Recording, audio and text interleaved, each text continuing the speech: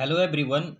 इस वीडियो में हम डिस्कस कर रहे हैं कॉपर निकल फेस डायग्राम से रिलेटेड कुछ रूल्स जो हम लोग यूज़ करते हैं, जैसे 1-to-1 प्रिंसिपल क्या होता है, टाई लाइन रूल क्या होता है, लीवर रूल क्या होता है और इसको कैसे अप्लाई करते हैं। तो चलिए सभी चीज़ों को एकदम डिटेल में कंसेप्चुअल वे में समझते हैं। सबसे पहले हम समझ लेते हैं कि 1-to-1 प्रिंसिपल क्या होता है। देखिए, ये प्रिंसिपल कहता है कि if we move horizontally along isotherm from one phase region to another one phase region, then we will always have a two phase region in between. मतलब कि अगर हम लोग सिंगल फेज रीजन से हॉरिजॉन्टली आइसोथर्म में along isotherm, isotherm का मतलब होता है एट कांस्टेंट टेम्परेचर। अगर हम लोग एक फेज से कांस्टेंट टेम्परेचर पे हॉरिजॉन्टली चलते जाएं दूसरे फेज में पहुंच जाएं, तो उसके बीच में ज़रूर हमको टू फेज रीजन मिलेगा। सपोज करिए आप इस पॉइंट पे थे, इस यहाँ पर आप थे, और जहाँ पर ये जो फेज़ है सिर्फ लिक्विड इस फेज़ पे एग्जिस्ट कर रहा है। तो इस पॉइंट पे जो लिक्विड फेज़ है, यहाँ से हम कांस्टेंट टेम्परेचर पे हॉरिजॉन्टली ऐसे मूव कर रहे हैं और हम ये सेकेंड फेज़ में आ गए। ये लिक्विड वाला फर्स्ट फेज़ था, अभी हम हॉरिजॉन्टली चलते गए कांस्टेंट टेम्परेचर पे सेकेंड फेज़ में आ गए जो कि सॉलिड फेज़ है। तो जब हम ऐसा करते हैं, एक फेज से अनदर सिंगल फेज में जब जाते हैं, तो उसके बीच में ज़रूर हमें दो फेज मिलेगा। और आप ये बात सही भी है, और आप देख सकते हैं इस मशी जोन में हमको लिक्विड प्लस सॉलिड मिलता है। लिक्विडस लाइन के ऊपर लिक्विड रहता है, सॉलिडस लाइन के नीचे हमको सॉलिड फेज देखने को मिलता है, लेकिन इसके बीच में लिक्विड प्लस सॉलिड दोनों रहता है। तो ये हमारा 1-to-1 प्रिंसिपल यही कहता है। If we move horizontally along isotherm from one phase region to another phase region, then we will always have a two phase region in between। आप इस बात को समझ गए होंगे। अभी देखते हैं कि टाई लाइन रूल क्या है। देखिए, टाई लाइन रूल जो है ये हमें किसी भी फेज में, टाई लाइन रूल बता देगा कि किसी भी पॉइंट पे पर्टिकुलर फेज का जो कंपोजिशन है वो कितना है। सपोज करिए यहाँ पर हम एक एक पॉइंट ले लेते हैं, इस यहाँ पर, ठीक है, ये पॉइंट ले लेते हैं, मान लीजिए ए। तो इस पॉइंट पर लिक्विड में और सॉलिड में पर्टिकुलर फेज में हमको पता करना है कि उसका कंपोजिशन क्या है। लिक्विड में हमको पता करना है निकेल कितना है, जैसे ये डायग्राम है कॉपर एंड निकेल का। तो इस पॉइंट पे हमको क्या पता करना है कि लिक्विड में निकेल का परसेंटेज क्या है। तो यहाँ से हम इसको एक बार प्रोजेक्शन करेंगे एक्स एक्सिस पे, जो कंपोजिशन यहाँ पे बताया गया है। तो इस पॉइंट पे हम एक इस तरह से हॉरिजॉन्टली लाइन ऐसे ड्रॉ करेंगे जो लिक्विडस को और सॉलिडस को टच करेगा, ठीक है। हॉरिजॉन्टल लाइन हम लोग ऐसे ड्रॉ करेंगे जो लिक्विडस को टच करेगा, यहाँ पे सॉलिडस लाइन को टच करेगा। तो और यहाँ से फिर हम लोग इसको प्रोजेक्ट कर देंगे अपने कंपोजिशन वाले एक्सिस पे, ठीक है। और यहाँ से आप देख सकते हैं, यहाँ से मान लीजिए हम इसको ऐसे प्रोजेक्ट कर देते हैं। तो हमको पता करना है कि लिक्विड में कंपोजिशन क्या है।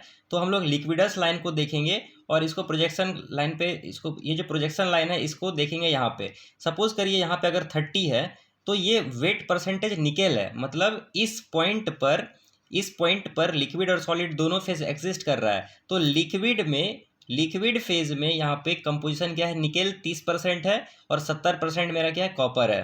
बात समझ में आ गया। अभी यहाँ पे बात करते हैं कि इस पॉइंट पे जो सॉलिड है, सॉलिड में मेरा कंपोजिशन क्या है। तो सॉलिड को पता करने के लिए, सॉलिड का कंपोजिशन पता करने के लिए हम सॉलिडस लाइन पे जो प्रोजेक्शन किए हैं वो यहाँ पे हमको लेके आ जाएगा। यहाँ पे हम देख सकते हैं कि 60% निकेल यहाँ पे है और जो बच रहा है 40% कॉपर है। तो जब हम लोग फेज डायग्राम बनाते हैं, बेसिकली ये जो कंपोजिशन हम लोग लिखेंगे, ये सेकेंड वाला जो मेरा एलिमेंट रहेगा, मेटल रहेगा, उसका हम लोग लिखते हैं। ऐसा लिखा ज़्यादा तरीका है। तो ये जो आप कंपोजिशन लिख रहे हैं, देख रहे हैं 0, 20, 40, 60, 80, 100, ये निकेल का वेट परसेंट है। वेट परसेंट का मतलब क्या हुआ, अगर 100 किलो मतलब टोटल मास है तो उसमें यहाँ पे 60 किलो निकेल है और 40 किलो कॉपर है। ये समझना है बस आपको, वेट परसेंट का ये मतलब होता है। तो ये कंपोजिशन मेरे को बता दिया। लेकिन अगर हम पूछे कि इस पॉइंट पे ओवरऑल कंपोजिशन क्या है मेरा एलॉय का, तो आप बोलिएगा यहाँ पे मान लीजिए अगर 50 है मान लेते हैं, तो 50% निकेल एंड 50% कॉपर है। लेकिन लिक्विड में कितना कंपोजिशन है निकेल का, तो 30%, और सॉलिड में कितना कंपोजिशन है निकेल का, तो 60%। ये बात आपको समझ में आ गया क्या। अब इसके बाद हम लोग देखते हैं कि लीवर रूल क्या है।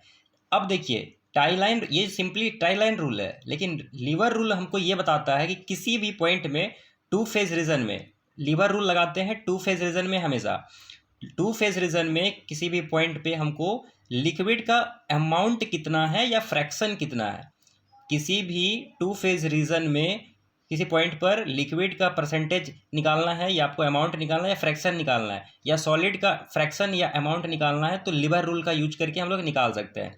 मान लीजिए हमको इस पॉइंट पे पता करना है, इस पॉइंट पे लिक्विड जो है वो कितना परसेंट है, इस पॉइंट पे लिक्विड कितना परसेंट है। तो इसके लिए हम क्या करेंगे, ये जो आर्म है, ये जो आर्म लेंथ है और ये जो आर्म लेंथ, मान लीजिए इसको हम नाम दे देते हैं P, इसको नाम दे देते हैं Q, अब ये है O।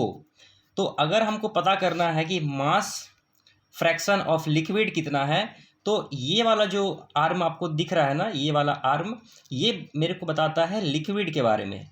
भले ये लाइन सॉलिडस है, लेकिन आपको जब लिक्विड का फ्रैक्शन निकालना है या अमाउंट निकालना है, तो ये वाला आप हमेशा ध्यान में रखिएगा, ये L को बताएगा और ये S को बताएगा। अभी क्यों बताएगा ये हम दूसरे वीडियो में डिस्कस कर चुके हैं, ठीक है। तो हम क्या करेंगे, लिक्विड का हमको मास फ्रैक्शन चाहिए, तो हम लोग इस वाले लाइन को कंसिडर करेंगे, ठीक है, क्योंकि ये हमको ये वाला आर्म लेंथ क्या देगा, लिक्विड का फ्रैक्शन देगा। तो L लिखेंगे अपोन में टोटल आर्म लेंथ, ये जो PO है इसका कितना लेंथ है, प्लस PO का लेंथ और OQ का जो लेंथ है उसको ऐड कर देंगे। तो हम इसको सिंपली बोल देते हैं, यहाँ से यहाँ तक का डिस्टेंस S है, यहाँ का इतना जो डिस्टेंस वो L है, तो सिंपली S प्लस L कर देंगे। बात समझ में आया। यही होता है liver rule. Opposite arm liquid निकालना है तो हम लोग सॉलिडस वाला ये जो आर्म इसको देखेंगे, और अगर सॉलिड का निकालना है तो लिक्विडस वाला आर्म जो यहाँ पे दिख रहा है इसको निकालेंगे। लेकिन हम ऐसा करते क्यों हैं, इसके पीछे भी कारण है। देखिए, लिक्विडस लाइन के ऊपर सॉलिड जीरो होता है, सॉलिडस लाइन के नीचे लिक्विड जीरो होता है। लिक्विडस लाइन के ऊपर सॉलिड जीरो, सॉलिडस लाइन के नीचे लिक्विड जीरो। लेकिन अगर हम आपको ये बोले कि इस पॉइंट पे हमको बताइए क्या है, इस पॉइंट पे मेरा लिक्विड ज़्यादा होगा कि नहीं होगा, बिल्कुल होगा।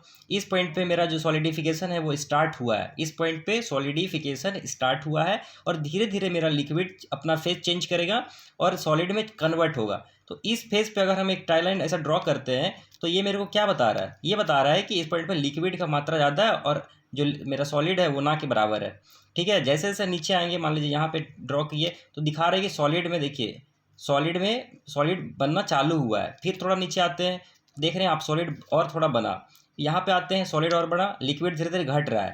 फिर ऐसे एक ड्रॉ करते हैं तो ये बता रहा है लिक्विड, यहाँ पे बता रहा है सॉलिड बढ़ा है, लिक्विड धीरे धीरे कम हो रहा है। एक पॉइंट आएगा जहाँ पे जो लिक्विड है वो बिल्कुल ख़त्म हो जाएगा, और इस पॉइंट के बाद आपका सॉलिड कंप्लीटली बन जाएगा। इसीलिए ये जो लेंथ है ये बता रहा है लिक्विड कितना है, इधर वाला बता रहा है सॉलिड कितना है।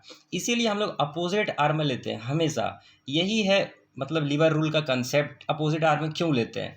अब ये लिवर रूल है निकालने का और तरीका है, आप जो है कंपोजिशन का हेल्प से भी यूज कर सकते हैं। जैसे आपको ये वाला डिस्टेंस निकालना है, तो यहाँ पे इसका कंपोजिशन प्रोजेक्ट किए 60 दिख रहा है, इसका दिख रहा है 50, तो इसको माइनस करके हमको मिल जाएगा ये डिस्टेंस, और Q से P का यहाँ से इसका जो कंपोजिशन है 60, उसमें से माइनस कर देंगे 30, तो ओवरऑल मिल गया। तो ऐसे करके भी हम लोग निकाल सकते हैं। यही था बेसिकली मोटा मोटी कंसेप्ट जो भी हम आपको बता दिए। Thank you.